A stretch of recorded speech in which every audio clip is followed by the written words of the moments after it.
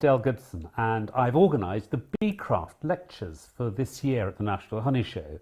But rather like the major events like the Edinburgh Festival, there's also a fringe aspect to it. So we've got a sort of Beecraft fringe going on.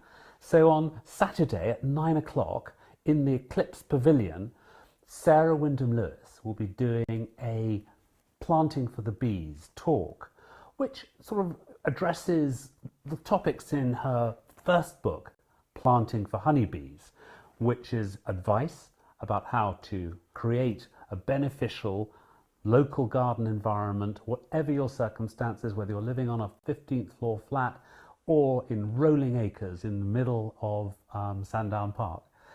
You can find a way to actually add value to the forage for the pollinators around you. And obviously with honeybees, they're major pollinators, they've got quite short tongues, so if you provide food for honeybees, you're doing a pretty good job of providing food for all sorts of pollinator. And she's got a new book coming out too, called The Wild Bee Handbook, that takes us away from our delicious and delightful honeybees and into the world that they coexist with 25,000 global species of wild bee. So we have sort of a double perspective on this to investigate what happens with honeybees and their forage situation, and how on a broader front we can have peaceful and prosperous coexistence between honeybees, wild bees and other pollinators. So that's a really exciting project for people to be involved in from all stages of beekeeping, even those people who don't like bees much. You can still do a whole lot of jobs to get a lovely garden and provide food for the richness of the environment and biodiversity around you. So I just want to hand over to Sarah, who will now give you a little run through of what to expect at 9 o'clock on Saturday the 28th in the Eclipse Pavilion. The thing that I think is so interesting is I've been doing talks like this now for 5 or 6 years, haven't I? Yep. And the evolution of those talks, this hasn't been the same old every year. And the fact is that it's a workshop as well. So we have this lovely reciprocity of people bringing information and their own projects and talking about them and the sharing of information. And sometimes that last half hour or so, when everybody's just talking to each other, turns into such a social event that we actually have to sort of usher everybody downstairs to have coffee because we need to clear the room. I love the fact that people are really understanding of the circumstances that all our bees exist in. So it's our honeybees and the other many, many species. So in this country alone, we've got 250 species of bee, of which one is a honeybee. We need that biodiversity. But of course, those wild bees are very, very challenged because they're not a man-kept, a human-kept species. Our honeybees, we can protect them, we can move them, we can try and mitigate some of the circumstances that are really afflicting them. And we can keep their numbers up, of course, by splitting and all sorts of things. The wild bees don't have that sort of ability to be supported. But the one thing that all the science across the world seems to come to the same conclusion is what we can all do and must all do is plant. And planting is absolutely vital. And the things that feed the honeybees are different from the things that feed the solitary bees. They have different sort of life cycles. They may not be in sync with one another. But the one thing we do know is that it's not difficult to actually construct a situation whereby you're giving a real boost to biodiversity in your plantings. I'm not somebody who's going to be preaching a gospel of rewilding, because rewilding is very different from gardening. This is about gardening. This is about us actively taking charge of land. And one of the things that's altered it since we started doing this lecture, these workshops, is that I'm now in charge of 4 acres, which I'm taking back to sustainably managed land.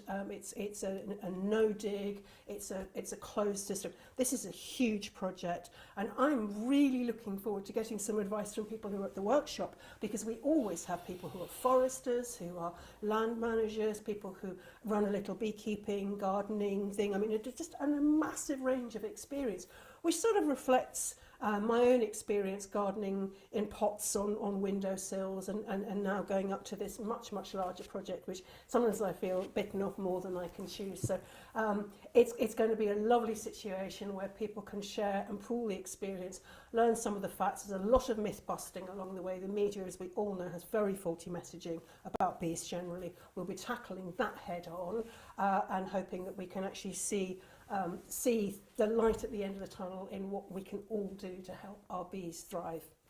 Yeah, I think it's really worth pointing out that Planting for Honeybees has been a massive success in the publishing world. It sold 100,000 copies in hardback in 5 different languages. 5 languages, yeah. And just to be promotional for Beecraft for a moment, if you sign up to Beecraft for a direct debit subscription, you'll get a free copy of Sarah's Planting for Honeybees book.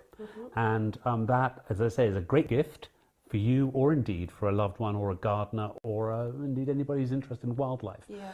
And that's something which I think Beecraft can do to push that message out to a broader audience. And again, to stay in the promotional realm, because both my books will be on the Northern Bee stand. This is the new book, a Wild Bee Handbook, and I will be doing a signing at some point. All of the copies that are on Northern Bee book stand are signed, but people can come and get them dedicated or pick up a copy for a friend and make a lovely present. And I really do want to expand the debate beyond honeybees so that we get this sense of enmeshing of a total ecosphere of bees for which we as beekeepers have a responsibility, and I want people to take that as something which is a wonderful challenge, something we can make a difference. And both of my books are about how to do that, the practicalities of how to do that, rather than a sort of airy-fairy myth-making. I'm very much let's just get our hands in the soil and do something to support biodiversity. That's right. I mean, the Asian hornet's going to be a threat to all of these pollinators, and it's really relevant for us to embrace the wider, broader areas. So in Beecraft, we've had an article where you interviewed Dave Goulson to talk about where the honeybee fits into the world and how things change around evolving environments for bees. And it's fascinating that there is a way in which the bee world, broadly speaking, can speak to the honeybee world and still be friends. Yeah, well, conservationists are fundamentally very anti-honeybee, and one of the reasons I interviewed Dave for Beecraft was because I wanted to see, from the conservationist point of view, whether he felt that there could be a sort of rapprochement between beekeepers and those who are, the wild bee enthusiasts, because there's a lot of very harsh language going on, a lot of beekeepers feeling very hurt and wounded that they're under attack. But I do absolutely believe that we can all work together. Everyone who has an interest in the environment, in the natural world, and in insects generally, and specifically in bees of all sorts, we can and we should work together. We need to. Being split and fighting one another never achieves anything. If we can all work together, that will be fabulous. And as you say, planting is non-denominational, it's non-favoritization. We can just get on with it, and we can all get our hands dirty and look on the fruit of our labour as the plumes come up, as the fruiting happens, and there's biodiversity benefits across the board from that sort of activity. So planting is where it's at. And I have loads of suggestions for people who don't have anywhere to plant. They don't even have a garden, but there's lots of green space out there, and I know how to access it, and I'm very, very good at sharing those hints. So if you haven't got anywhere to plant, do not feel that this workshop is not for you, because you'll come away thinking, I know I'm going to approach the rugby club, the athletics track, all sorts of people who might offer us land and funding to improve the environment for pollinators. Yeah, I mean, people's budgets for environmental are bouncing up all the time. Huge. So it's where the money is, and we can be taking advantage of that to channel it towards our biodiversity. Yeah, no, that's great plan. Yeah. All right, well, 9 o'clock in the Eclipse Pavilion on Saturday it is. Yeah, fantastic. See you there. Bye.